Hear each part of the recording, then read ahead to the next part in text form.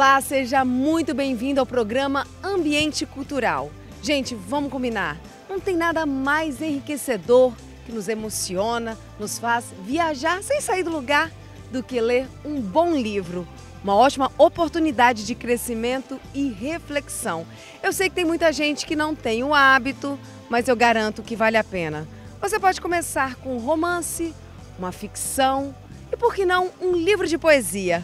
Hoje o nosso bate-papo é sobre livro, leitura. E aqui ao meu lado está o escritor, professor e advogado capixaba Anaximandro. Tudo bem?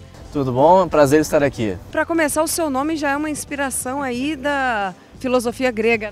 É isso aí, Anaximandro foi um filósofo grego pré-socrático. Descobriu as bases da biologia, inventou o primeiro relógio solar e esse nome me foi dado pela minha mãe, professora de história, que sempre gostou muito de leitura, história, obviamente de filosofia. Ah, que bacana. Com certeza ela foi uma inspiração para você. Bom, por que a gente está aqui hoje? O Anaximandro está lançando um livro, 10º livro, né? É escritor desde muito cedo, A Euforia do Corpo.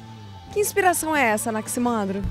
Bom, A Euforia do Corpo, meu 10º livro, como você falou, meu 4º livro de poemas, ele é inspirado na filosofia, falando em filosofia, na filosofia de um autor francês chamado Jean-Luc Nancy.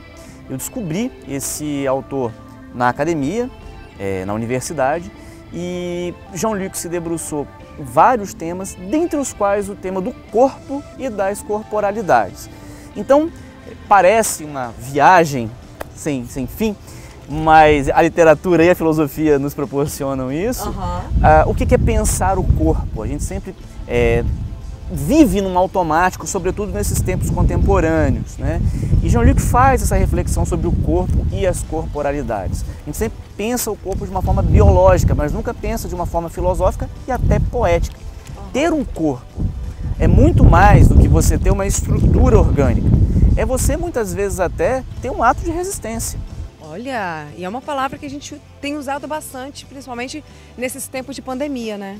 Com certeza, apesar de o livro ter sido escrito antes.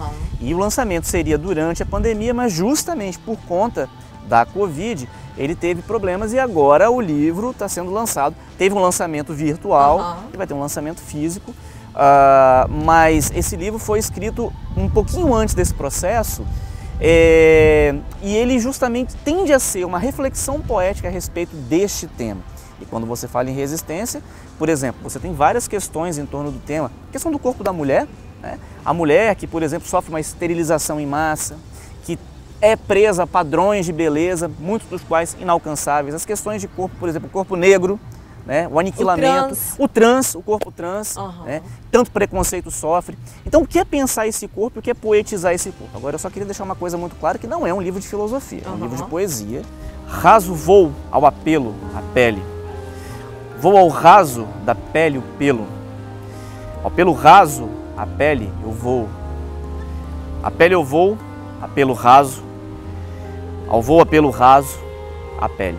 Então é o meu olhar enquanto escritor, é o meu olhar poético, ainda que haja várias epígrafes deste autor, sobretudo de 2 livros que foram os livros que me inspiraram, que é o Corpus e o Corpo Fora, além de alguns outros autores que também estão contemplados aí em epígrafes desse livro, porque metalinguagem é muito forte na minha literatura. A sua inspiração é um filósofo francês. Isso. Agora, o Anaximandro, como é ser um escritor no Brasil, especificamente aqui no Espírito Santo? Ser escritor no Brasil é difícil. Como é difícil. Você tem um país em que, a rigor, em média, o leitor ele lê um livro e meio, 2. Na Europa, o mínimo é 15 por ano. Estou falando de ano. É muito diferente. É muito pouco. É muito pouco. E há países que você tem muito mais do que isso. Então, ser escritor é fazer um trabalho que não se esgota só no lançamento do livro. É um trabalho também de atuação na cena literária. De chegar até a pessoa, né? Que é o mais difícil. E aí você fala em escritor Espírito Santo, né? A gente tem um gargalo muito grande até hoje, que é o gargalo da distribuição. Então, o leitor, né? Para ele se fazer leitor, para você mover aquele triângulo da literatura do Antônio Cândido. Que você tem leitor, você tem autor, obra e leitor. Até você chegar nessa ponta, realmente é muito complicado. Esse é, no meu entender, um dos maiores gargalos, se não o maior gargalo, sobretudo aqui no Espírito Santo. Porque a publicação, por incrível que pareça, ela é fácil. Hoje em dia publicar um livro é muito fácil. Quando eu me lancei, muitos anos atrás, você levava meses para um livro ficar pronto, só para você ter uma ideia das questões técnicas. Hoje em dia, as pessoas conseguem, inclusive, publicar sem custo. A internet facilitou muito, você tem softwares que facilitam muito. Então, isso é um dos vários gargalos que nós temos no que tange a questão de lançamento de livros. A gente poderia ficar um programa inteiro falando a respeito disso. Eu acalanto doce, reverso do fel, chave para o meu corpo. Meu desejo de alívio, inverso do peso, teu refrigério de chuva. Nosso remanso abrigo, adverso do fim, um gosto de eterno. As bibliotecas públicas, elas têm esse papel preponderante.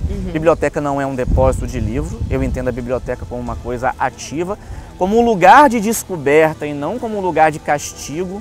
E eu fico muito triste quando eu vejo alguns professores que falam, tá de castigo, vai na biblioteca ler um livro. Nossa, acaba meio que associando como se não fosse um lugar atraente. Que é um lugar de prazer. Exato. Tem que ser um lugar de prazer. As bibliotecas das escolas também têm esse papel, porque muitas vezes o aluno tem o contato com a literatura no livro didático e nas escolas. Por falar nisso, você faz parte aí da Academia Espírito Santense de Letras. E vocês têm um trabalho super bacana com as crianças, né?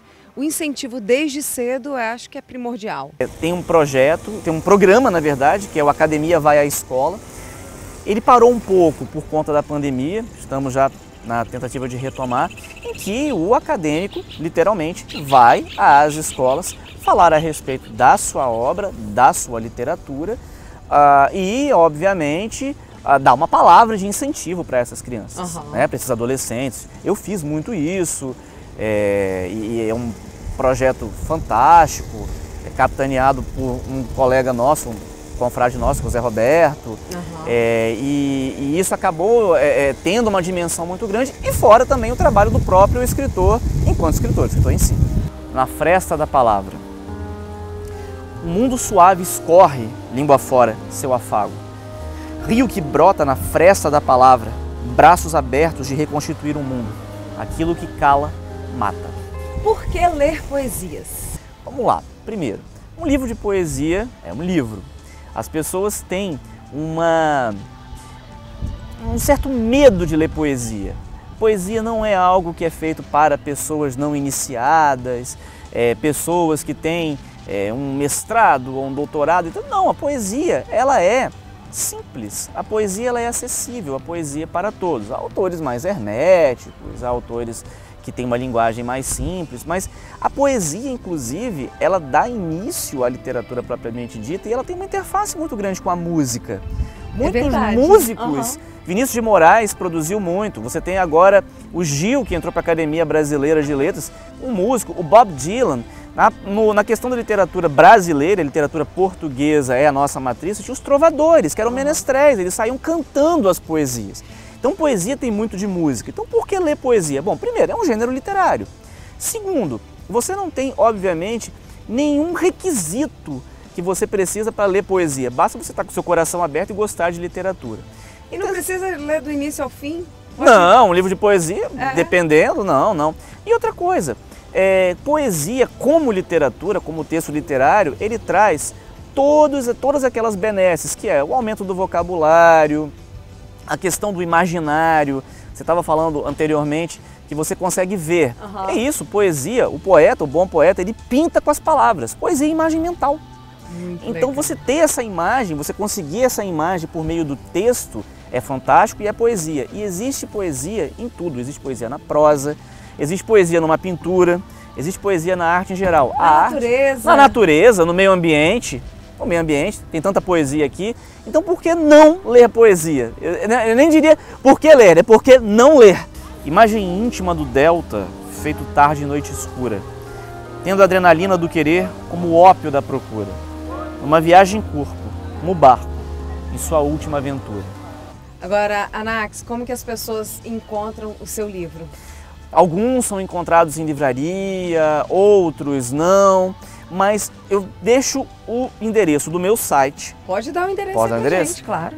É muito simples, é o www.anaximandroamorim.com.br. Existe uma aba que é de obras, a pessoa interessada pode entrar ali, clica, tem todas as obras com um resuminho delas e lugar de compra. Então, se não encontrou meu livro numa livraria, pode ir até o meu site, está tudo bem organizado. O site aí na telinha aí de vocês, Instagram também? Instagram também pode, @anaximandroamorim ou anaximandroamorim 2. Eu tenho 2 Instagrams, que um é do meu trabalho como professor e o outro como escritor. Como escritor é o Anaximandro Amorim 2. O Facebook é Anaximandro Amorim, estou nas redes sociais. Muito bem, Anaximandro, é isso, gente. Olha, o último livro está aqui, olha. A Euforia do Corpo, também tem outros, a gente passou os endereços, eu quero agradecer mais uma vez ao nosso escritor capixaba, Anaximandro, parabéns, sucesso, que a gente consiga aí formar mais leitores e mais escritores, quem sabe, aqui no Espírito Santo. É isso, gente, TV Ambiental, a TV que te reconecta.